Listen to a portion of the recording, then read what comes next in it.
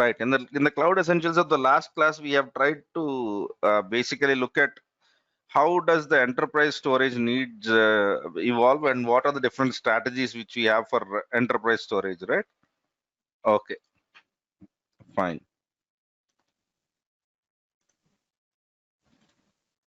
Today,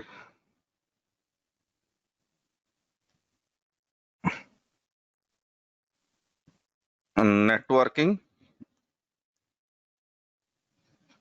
needs.md. Enterprise.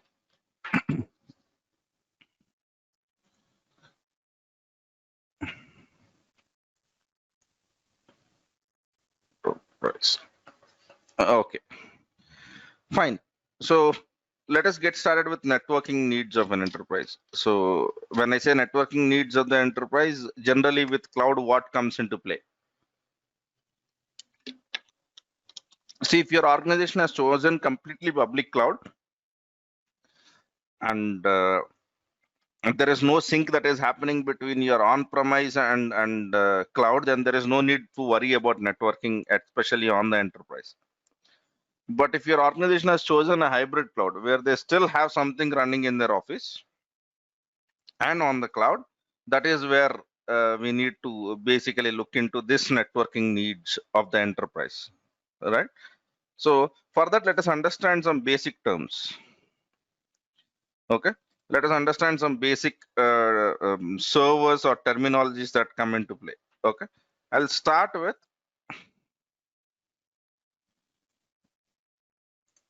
basic concepts. The first concept is concept of network. Okay, so what is a network? All right, it is nothing but a group of connected systems which are connected using some way so that they can communicate, right? We'll be doing that, Rajshekhar. Compute topic, we didn't discuss this on previous class done with storage. Storage needs we have done, not storage. There is difference, right? We are trying to understand what will be the different architectures for storage, network, and compute. Okay. Yeah. Right. So network. Network is nothing but a group of connected systems. We know this. We have been doing so. For example, in the easiest way, if you have a Wi-Fi router at your home, anyone who is connected to that Wi-Fi router, you will basically form some kind of a network. All right. So that is where networking comes into play. And then you would come across a concept called as subnet. Okay, which is subnetwork. Okay, subnetwork is a part of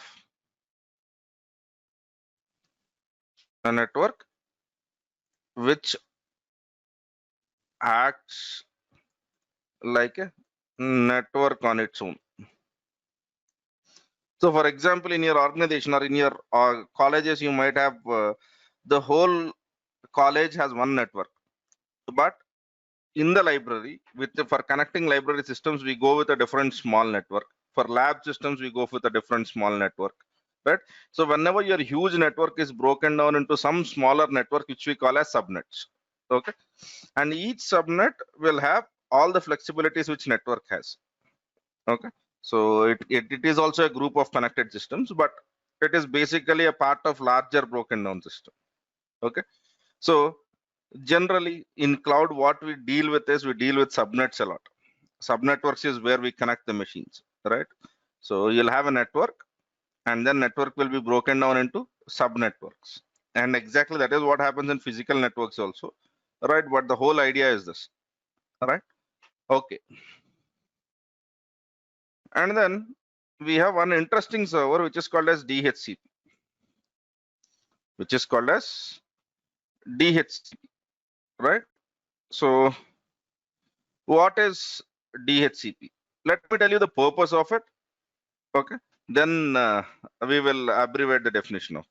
All right. So you are connecting, whenever you connect your system to the network, okay, it will get an IP address. Everyone agrees to that?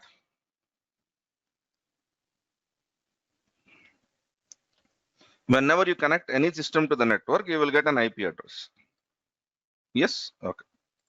Right. So, which server will get which IP address? Who decides this?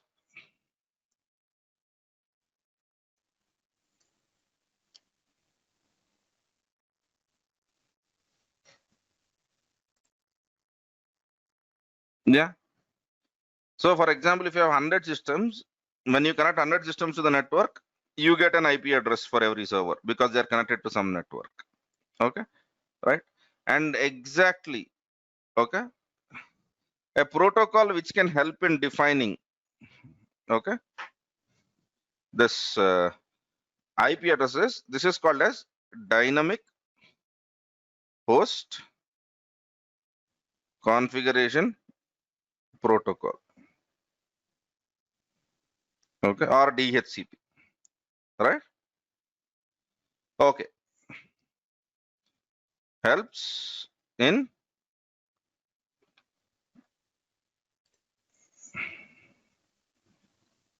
assigning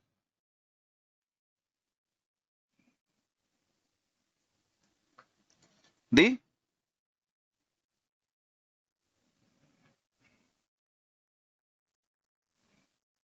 IP addresses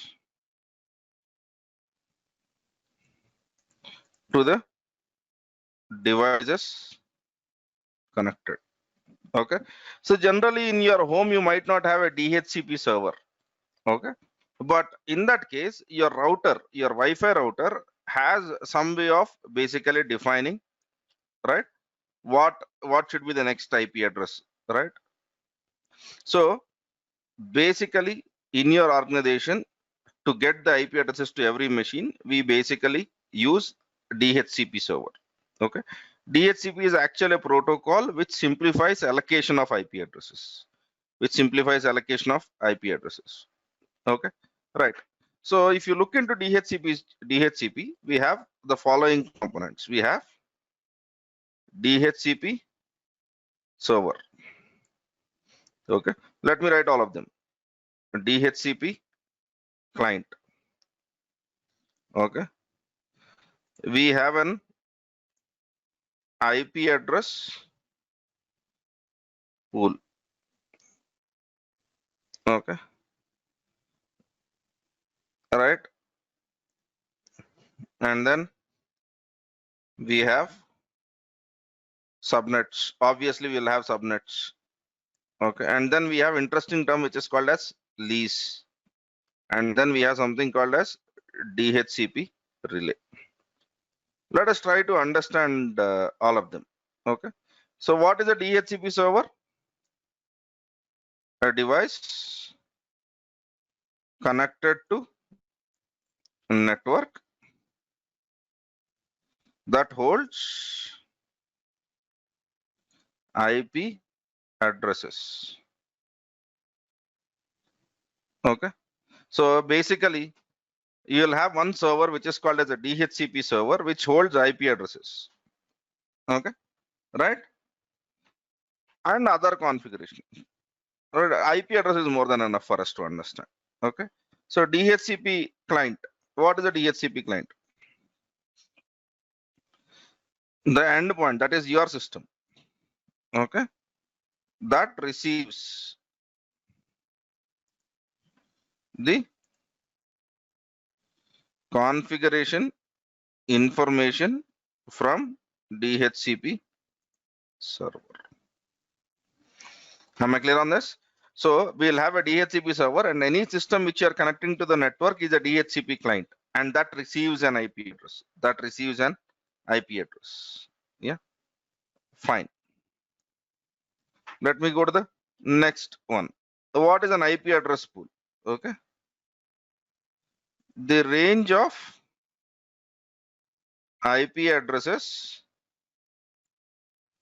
available for DHCP clients. Okay. To be allocated. So every DHCP server will have a IP pool. So that IP pool will be basically categorized into these are the list of IP addresses which I can give, out of which these are given and these are free.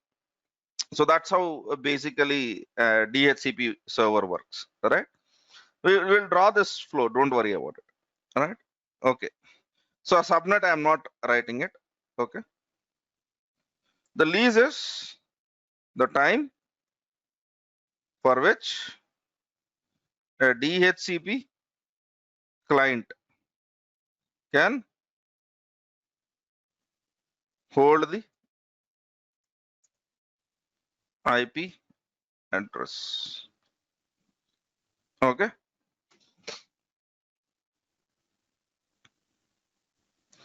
So lease is whenever a DHCP server allocates an IP address to the client, it also tells that you can have this IP address for a specific amount of time. That time might be unlimited. That time might be 1 day. That time might be 1 hour.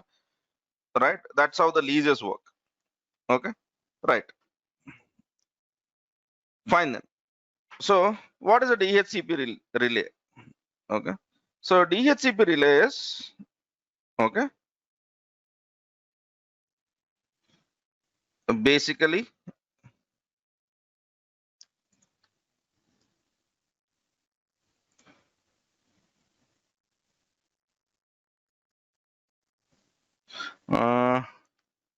what should I call it? It is a message sent by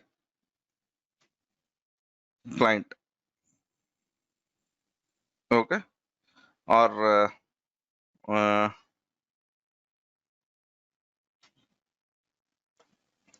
so for example, let me not write it. Let me put it in this way. Okay. So because visual perception gives you a better way, right? So I have one network, huge network. So in this I have a DHCP server, right? So everything which that's connected to it is basically DHCP client. Now let us assume that this network is broken down into two subnets. And in this, just now I have collected or I have added one machine, connected a machine. Now what this machine sends is this machine sends a DHCP relay message. Okay. The DHCP relay message goes to the router of this subnet and then it forwards the request to this DHCP server. And DHCP server responds back with the necessary information. Okay. So basically what happens, we'll have a router over here. Every subnet generally has some kind of a router, right? And then whenever a client is connected, client sends a DHCP relay message to the across the subnet. It is a broadcast message, which means it is sends to everyone. And now when it sends to everyone, a router will forward that message to the DHCP server. Now the server sends back the responses, okay, back to the relay agent. Okay, relay agent is router. Okay, so basically whenever your server client wants any information, it sends a DHCP relay message saying that okay, I want this, and that is being sent to your router. Your router forwards the message to the DHCP server, and DHCP server forwards that message back to your router. Router is generally called as a relay agent because it is helping to relay your messages forward across networks, and then basically it will help you in getting the necessary information. Okay.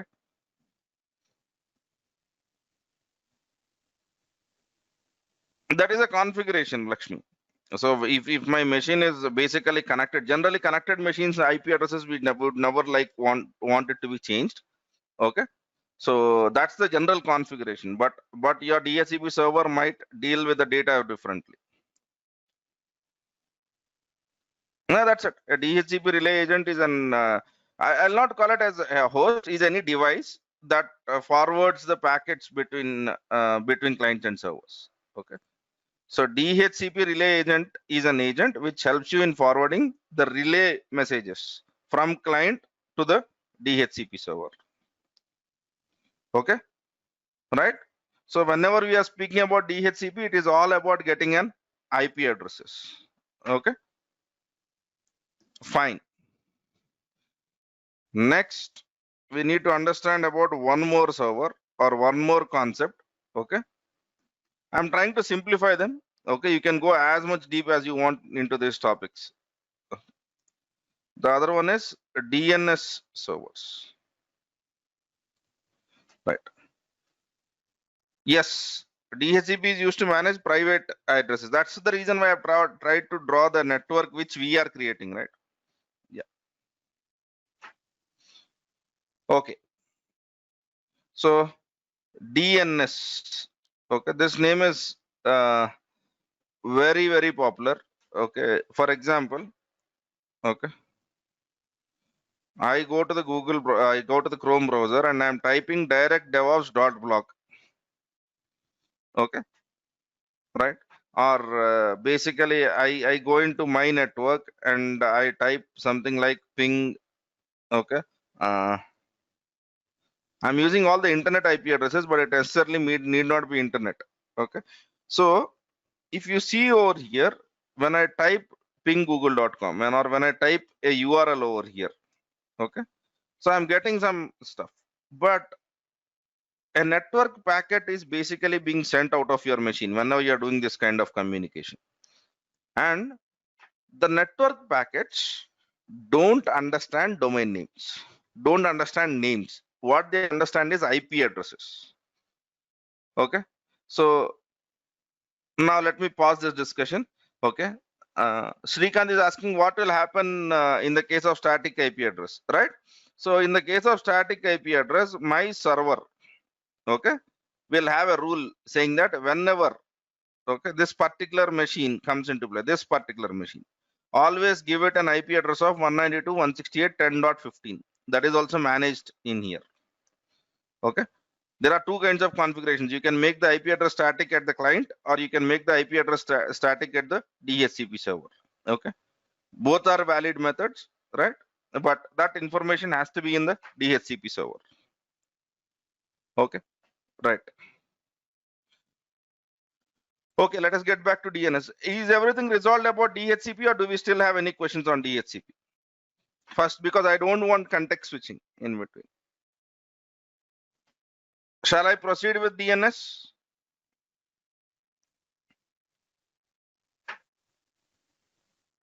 Okay then. So, right. So, what is a DNS server? DNS server is basically DNS is, okay. First, let me write it. DNS is domain name system. Okay. Right. So you can think of domain naming system as a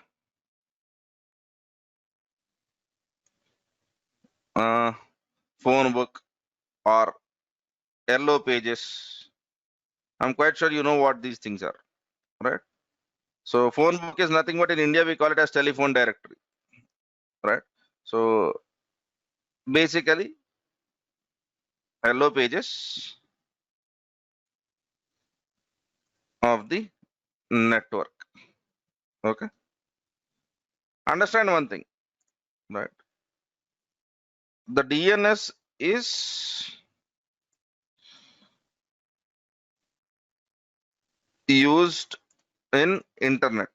That's the reason whenever you type google.com, then what happens? It goes into this phone book or yellow pages or telephone directory to basically find out for this domain name what is an IP address, what is an equivalent IP address. Okay.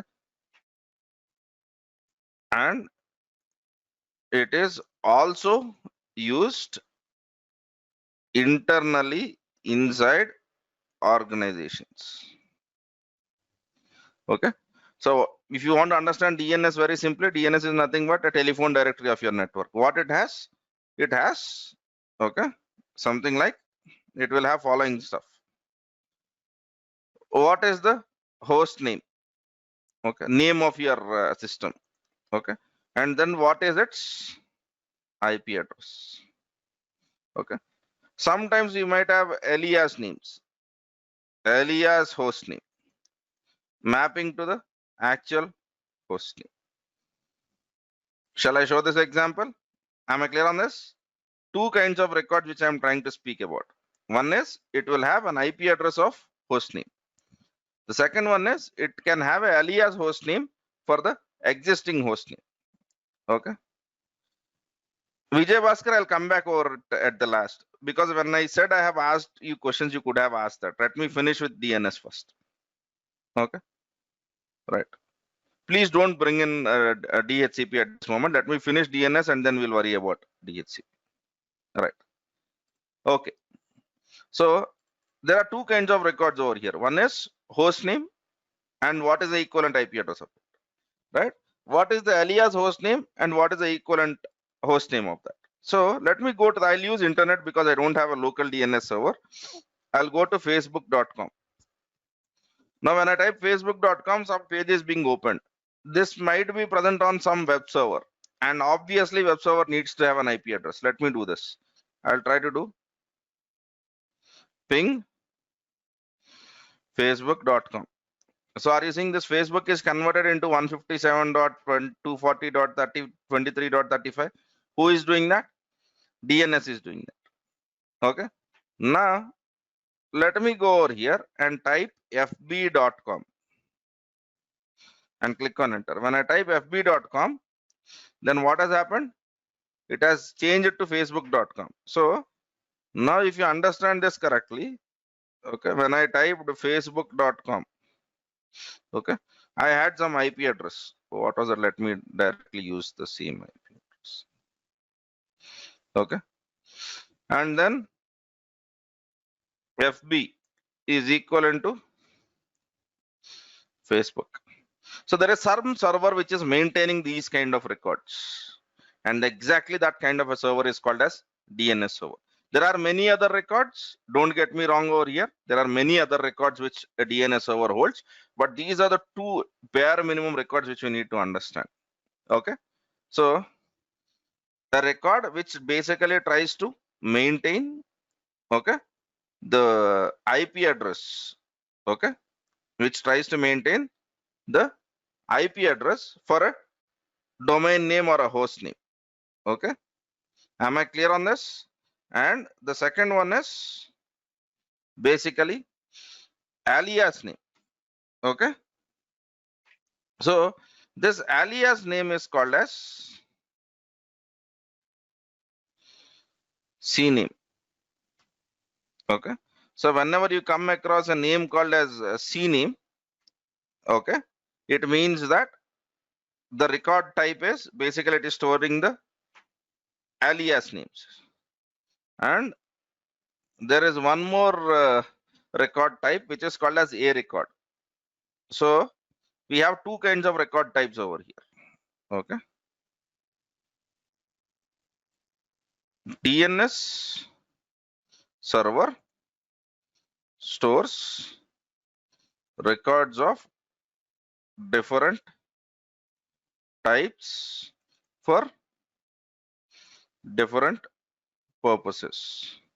Okay, I'm just writing two, but you can go to the Google, you will find a lot of them. CNAME.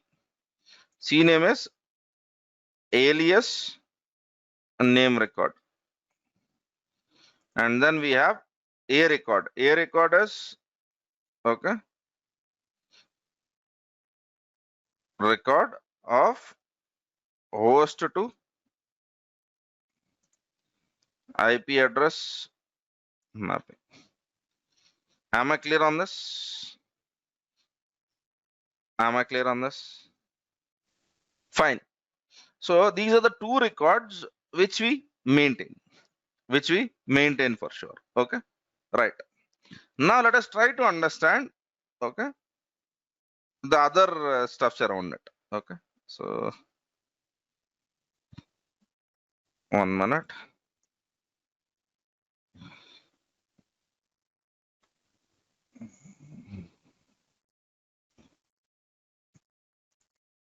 Okay. It has, oh, sorry. a record. Okay. Now, the DNS server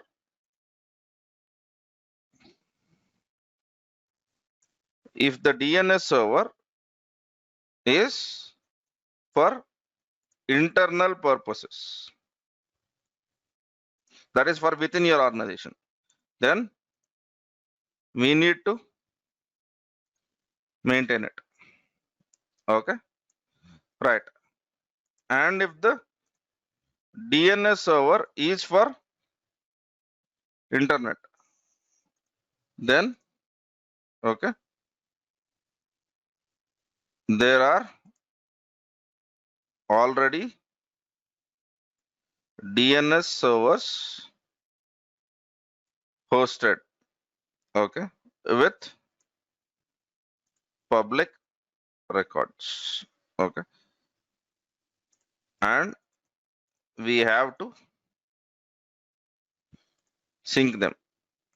So for example, let me take an example of Amazon.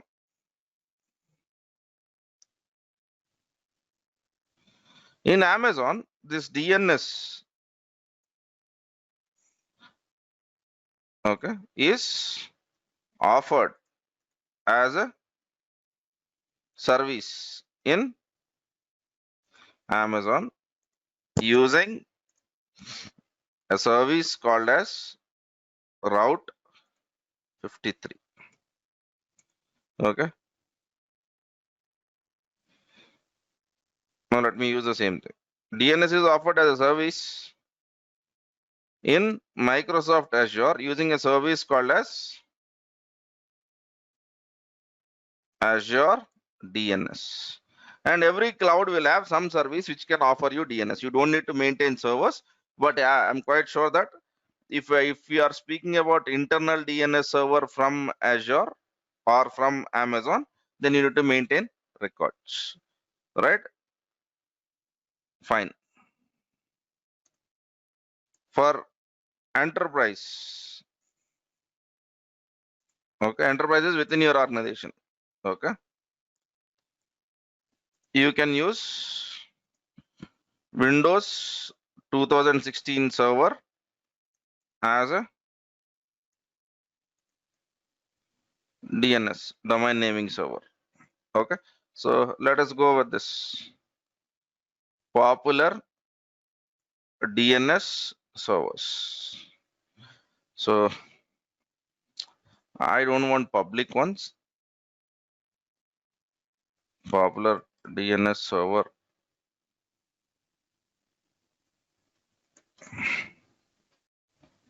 Okay, not online. Online.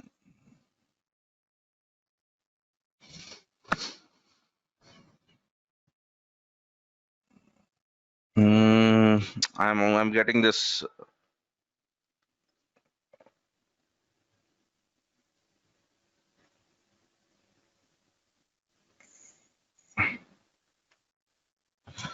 Internal DNS servers.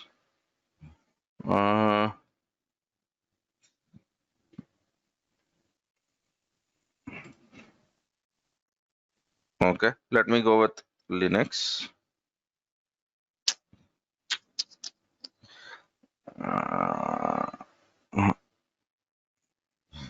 Okay, I don't know local open DNS.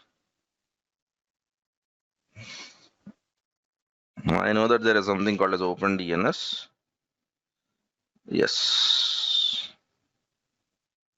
Good. So, or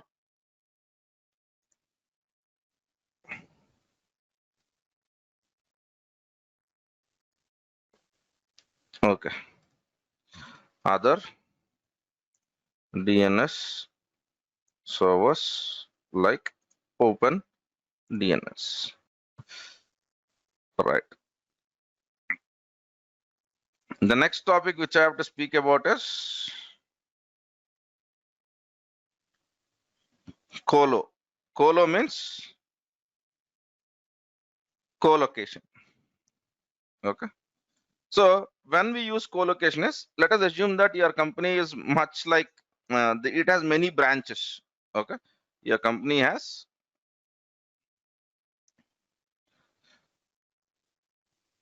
so let us assume these are your company's sites. So one in Hyderabad, the other one in Bangalore, right? So then you have many locations, right? So and in every location, what you have is you have a, right? Let me call it as mm, let me not call it as a lab. Let me call it as server infra. Okay. So and every site has its own server infra. Every site has its own server, right?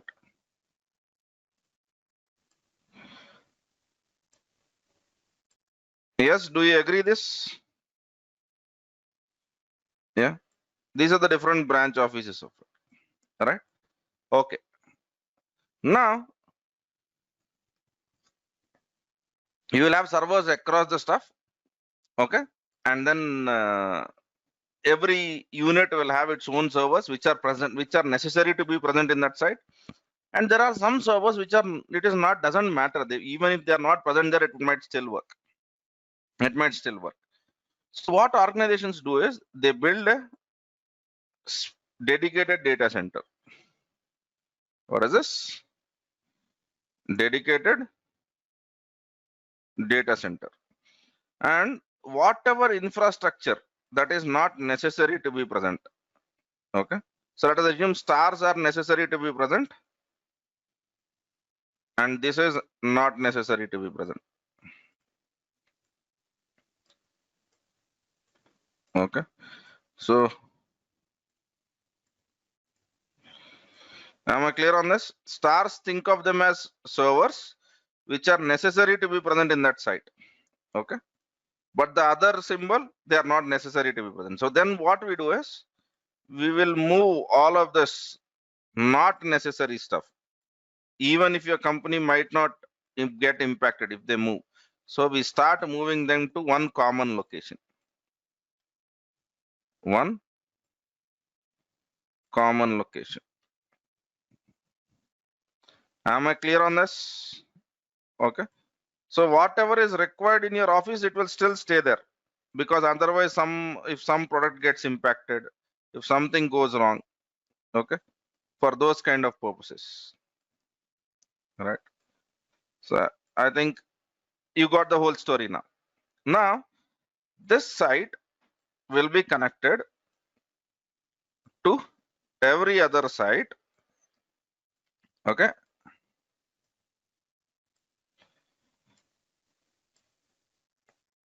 and these are all leased lines. Leased lines gives you better speed and better connectivity, okay, because they're not directly using internet. Your all of your sites get connected to this dedicated data center. This dedicated data center, which I have named it, is something which is called as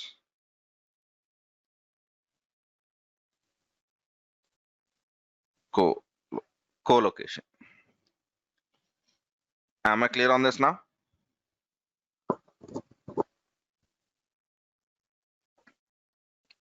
Okay. Am I clear on that, guys, or do we have any problem?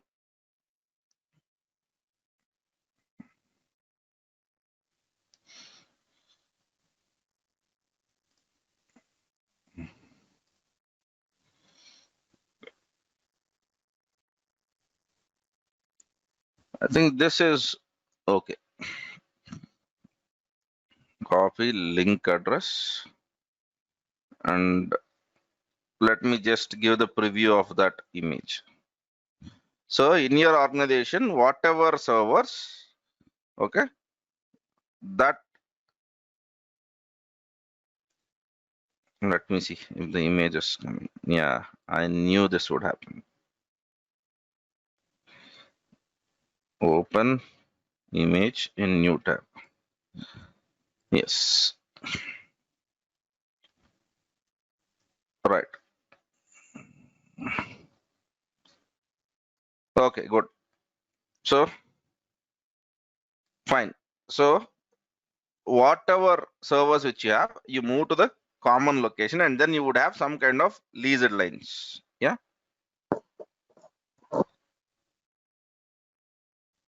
Okay, I'll do that. I'll do that. Don't worry about it. So your organization might have something called as co-locations. What are co-locations? Co-locations means some servers of your offices are moved to some common locations so that they can be accessed from every site. Okay. So for example, your company, if it is too much huge, if it is present geographically, it might have multiple co-locations also.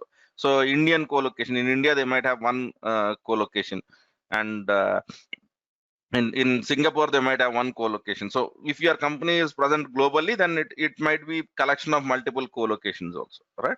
But what is a co-location? Co-location is rather than having servers at every branch or every office in your building, what you try to do is you will try to move the servers, okay, whatever you have in your present enterprise or data center in your office, which to the other place. Remember, not all the servers. Still, we will have our servers in our local buildings, but these servers are which can be present in a generic way.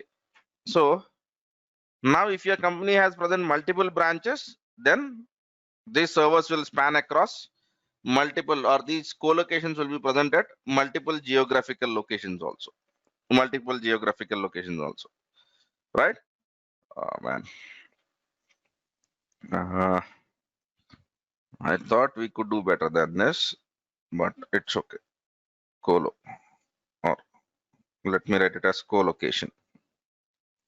Right, fine then. So are we clear so far? I've spoken about network. I've spoken about what a subnet is. I've spoken about what a DHCP is. DHCP can help us in assigning IP addresses to the systems that are connected to a network.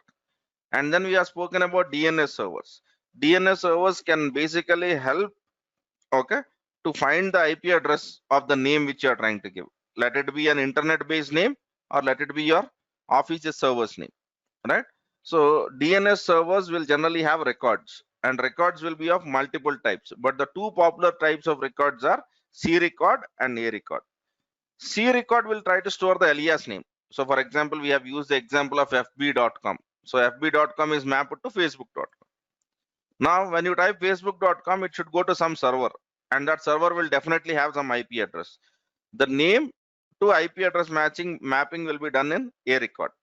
Okay, but understand there are two kinds of DNS servers. One is for internet, the other one is for your office. Whatever is present in internet is called as public DNS server or internet DNS servers, and whatever is which you are doing for your organization, you call it as internal DNS servers. Okay, and then we spoke about co-location. Co-location is all about moving, right, the hardware to some common location so that you can management of that would be very simple for you, right? Okay, it is actually physical servers. The servers which you had in your office, you are moving physically to some other location. Yeah. So only when there is a only when they have to provide commonly, that's where you put it in the co-location. If the servers are very specific, then I don't think so you have a need for them in co-location. Yeah. Am I clear on this, guys? Whatever I've discussed today. Okay, DHCP relay means whenever your client wants a DHCP client, which is any server, wants to get some information from DHCP server, what it does is it sends a DHCP relay message. It is one kind of a message that is sent from your client. Okay, and when that message is sent to the client, generally you will have a network, but in your network it sends a broadcast. That means to everyone.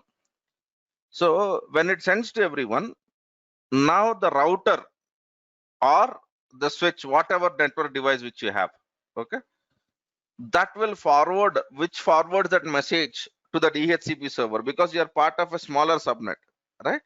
So then this kind of messaging or this kind of way, what we do is the message that is being sent is DHCP relay message, right?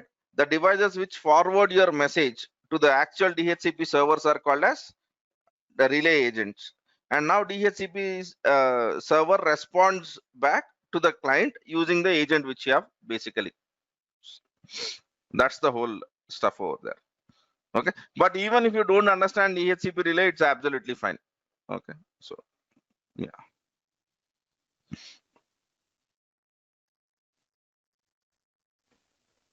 How is network ID assigned? It is not really the part of it, but Meena, today we have spoken about the DHCP server, right? So in today's context, I'll try to tell you that your network ID is given to you by DHCP server. Examples of servers put in co-locations. Srikanth, I cannot define the examples over there because that is your organization, right? Your company has servers and they are moving to some central building. For that, what అంటే ఈ movement ని ఏ example తో చెప్పమంటారు నన్ను? ఇప్పుడు మీరు ఇల్లు ఎన్నిసార్లు మారారంటే నేను చెప్పగలను నిజం కాబట్టి, right? Every company might have their own different co-locations. I cannot tell my previous organization's co-locations, which is not right. Okay, but generally you will have co-locations where you will have servers. Okay, right. దానికి example ఏముండవు. Yeah, how the uniqueness of the A record is maintained. There is nothing called as uniqueness. Okay, if there are redundant records, they will have their own priority. Whatever finds out first will be sent. Yeah. Yes. Will co-location have a backup as part of it? It should have, right? Otherwise, what is the point of it?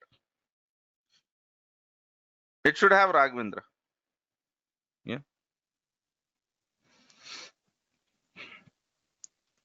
Okay. So am I clear on this? Whatever we have discussed, right? I'll stop it at that, and we'll meet again tomorrow to continue this discussion. Right? Thanks. Thanks for watching. For more videos, subscribe our channel and click on bell icon.